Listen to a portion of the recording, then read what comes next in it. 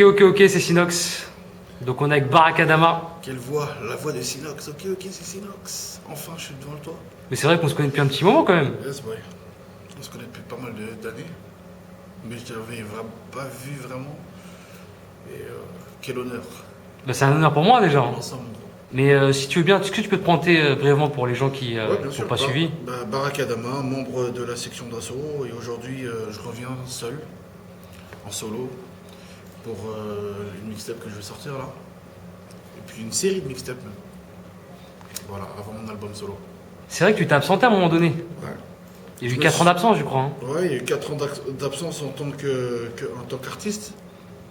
Mais sinon, en tant qu'interprète, je veux dire. Mais sinon, en tant qu'artiste, j'ai toujours été là, dans l'ombre des autres. Je réalisais les albums des autres, tu vois. Et voilà, j'étais auteur aussi, j'écrivais des fois pour des artistes. Voilà. C'est vrai qu'il y a eu les projets solo des autres membres de la section, Voilà. notamment Blaquet, Mascar, Gims, Gims, Le Phare. Le Phare, ouais. Ouais. Et puis Dry aussi, même s'il ne fait pas partie de la section. J'ai réalisé tous ces projets-là, tu vois.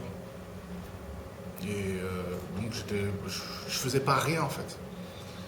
Je sais que même au niveau hors musique, tu as ouvert des commerces. Ouais, j'ai ouvert 2 magasins, Food Corner. En fait, j'ai rencontré le franchiseur Biram il y a ça 3 ans aujourd'hui. Et on a été les premiers à être franchisés. On s'est associés ensemble. Puis depuis, l'aventure Food Corner, elle a bien évolué. Et pour les gens qui ne connaissent pas, c'est quoi Food Corner en fait? Ouais, Food Corner, c'est un magasin de streetwear. C'est du sport, foot, tu vois. Tous les maillots, les survêtements de foot que tu vois à la mode aujourd'hui. Ouais, c'est vrai qu'en ce moment, c'est la mode, les ensembles de foot, Barça. Foot Corner, frère, c'est ça. Et je crois qu'en plus, il y a eu pas mal de séances dédicaces. Ouais, c'est ça aussi la particularité de Foot Corner, c'est que c'est le sport affilié à la musique, tu vois. Donc tu verras beaucoup de rappeurs porter ou aller à Foot Corner, demander même à faire des séances dédicaces à Foot Corner, tu vois. Aujourd'hui, c'est devenu mythique, on va dire. Ouais, c'est vrai qu'il y a eu Gradure, à un moment donné, il y a eu Booba aussi, dans le Nord. Ouais, il y a eu Gradure, il y a eu Black M. Black M, c'était un carton de fou au Havre. Il y a eu Niska qu'on avait ramené au Havre, c'était n'importe quoi jusqu'à que les keufs sont venus. Il y a eu Jaja et Dinaz, il y en a eu trop. Donc t'as cette casquette aussi de... Ouais, après, t'as vu, j'ai toujours eu le sens de l'entrepreneuriat.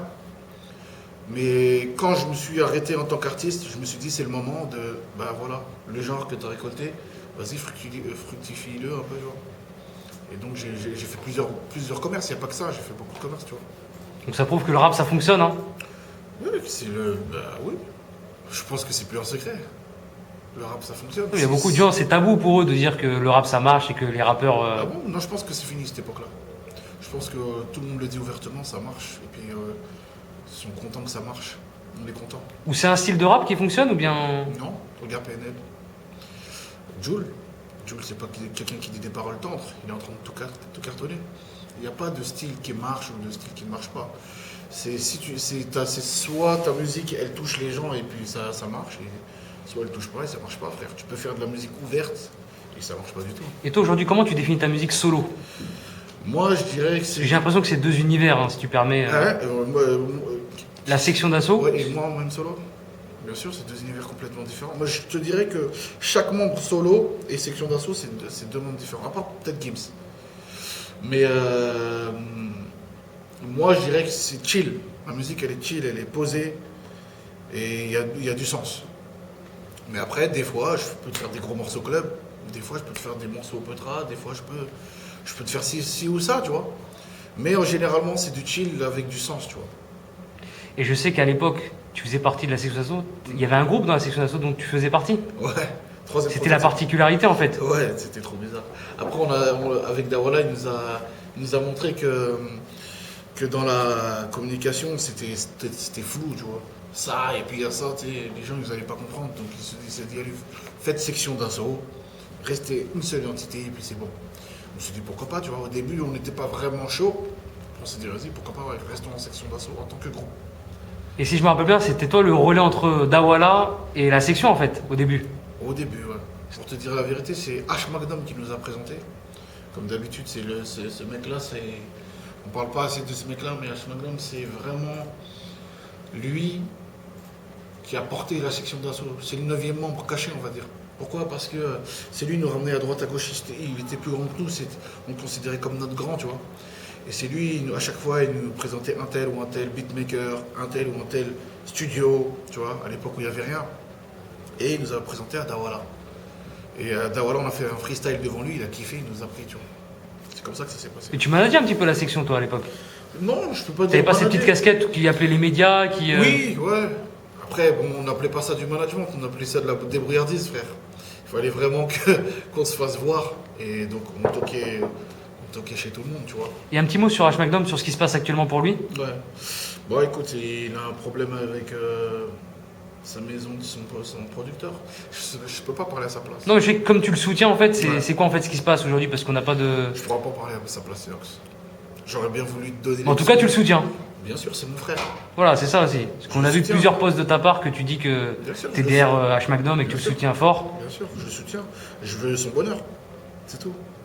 Je veux qu'il puisse continuer sa musique en paix, tu vois. Tout simplement. Et donc toi, t'as décidé de revenir avec... Enfin, de venir plutôt, avec une mixtape. Ouais. Donc c'est un format particulier, hein. C'est un format particulier parce qu'en vérité, t'as vu, toutes les années là, enfin, je suis rentré en studio l'année dernière, et depuis l'année dernière jusqu'à là, j'ai une centaine de sons, tu vois. Donc je voulais les sortir, et surtout, je voulais pas avoir de ligne directrice, je crois que je me trompe, ligne directrice, tu vois. Et donc j'ai dit, vas-y, on fait une mixtape, saison 1, saison 2, faisons, frère. Ouais, pas t'aventurer directement dans un album en fait. Pas m'aventurer directement dans un album parce que, comme je le dis souvent, je suis le plus connu des inconnus. Ça veut dire qu'on me connaît, mais on ne connaît pas ma musique en vérité, moi tout seul. Et donc cette mixtape, elle aura quoi comme couleur à peu près? Bah, comme je t'ai dit, il n'y a pas de couleur particulière, ça reste très chill, mais tu retrouveras des morceaux club, des morceaux calmes, tu retrouveras des morceaux trap, je crois, j'en fais un ou deux morceaux un peu trap, tu vois. Je m'amuse. Dedans, je m'amuse, frère. Et on sent que t'as la couleur parisien dans ce projet. Bah, je pense que ça, c'est naturel. Hein. Pour toi, c'est naturel, hein. Ouais, c'est naturel. Après, on m'a dit, mais c'est vrai qu'il y a beaucoup de Parisiens dans ton featuring, dans ta Enfin, déjà dans les premiers extraits que t'as envoyés, Ouais. t'as envoyé un premier extrait. Ouais. Parisien magicien avec les petits avec tous les petits de Paname. Tous les petits, non, enfin avec les artistes que j'aimais bien. Barbès, de Barbès De notamment, Barbès, du 17e, de ton quartier. de Montsécart. Ensuite, t'as envoyé un extrait avec la MZ, du 13e. Z, du 13e. Après, le prochain extrait que je vais balancer, je devais balancer Harvard.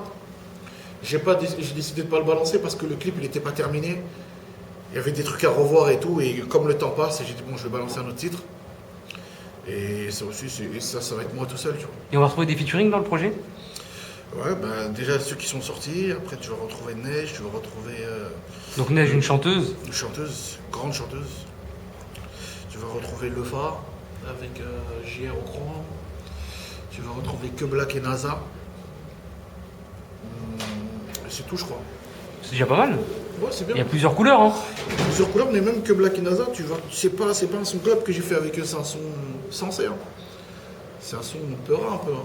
Pour cette promotion de mixtape, Ouais. t'as essayé de faire une web série aussi.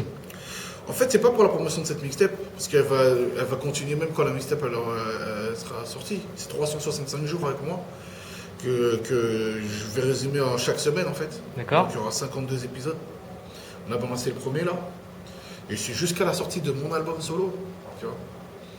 Donc tu me suis dans mon monde. Des fois je vais freestyler, des fois je vais faire des making-of dedans. C'est mon Bon, monde. tu es au jour le jour, hein, pour les gens qui n'ont pas Au jour le Snapchat. jour, voilà. Pour les gens qui n'ont pas Snapchat, Parce que exactement. déjà qu'on te suit beaucoup sur Snapchat. Ouais, après sur Snapchat, des fois, c'est des instants, tu vois, Snapchat. C'est pas vraiment. Ouais, c'est des 10 secondes, quoi. C'est 10 secondes de ta vie, tu vois. Et tu peux mentir en 10 secondes, tu peux faire croire que t'es dans un gros truc, t'es dans un bateau, t'es pas dans un bateau, frère. Tu vois, tu peux mentir. Ouais, sur ça c'est le truc des rappeurs, quoi. Ouais, c'est pas que les rappeurs, c'est le monde entier. Tout le monde ment sur Snap. Et on va parler un peu aussi de ton côté associatif, parce que je sais aussi que tu parraines aussi une association, Ouais. l'association ADER. Ah ouais, t'es bien renseigné, frérot. Ah ouais, parce qu'on connaît ton côté rap, Ouais. mais on aimerait savoir aussi qui tu es derrière la musique, quoi. Ouais, bah, je parraine une association qui aide les enfants des rues au Sénégal. On les appelle les talibés au bled. Et, en fait, le terme de talibé, c'est taleb, en fait, ça veut dire élève. C'est des gens C'est des petits leurs parents, c'est des villageois, tu vois, qui viennent du village. La campagne. Voilà. Et ils n'ont pas vraiment d'argent, donc ils veulent éduquer leurs enfants religieusement. Et ils les envoient dans la ville auprès de marabouts.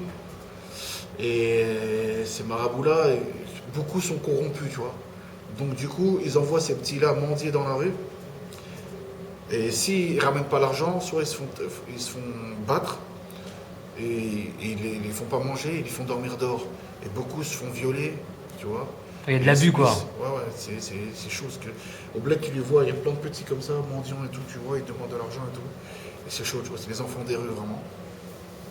Et ça, depuis que je suis tout petit, je me suis dit, quand je vais grandir, je vais essayer de faire quelque chose. Maintenant que je pense que je suis en position de le faire, ben, je le fais, tu vois. Avec cette association-là. Adhère. Donc ceux qui veulent aider l'association, ils sont les bienvenus. Barack Adama. Yes. Faut pas oublier que ton nom, ça faisait partir aussi par rapport au Ouais. l'ancien président des États-Unis. Hein. Ouais. Bah écoute, en fait, ça c'était...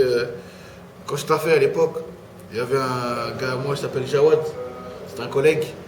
Et c'est lui qui, pour se moquer, disait Barack Adama. Avec l'accent, quoi. Ouais, Barack Adama. Après, je dis, c'est pas mal, c'est ton truc. Et je l'ai mis dans un texte.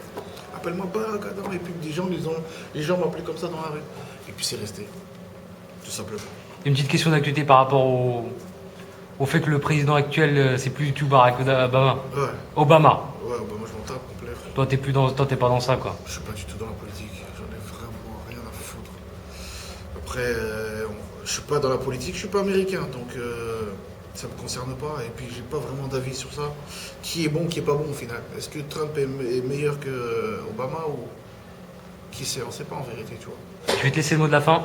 Écoute, le mot de la fin, grosse dédicace à tous les téléspectateurs de Sinox.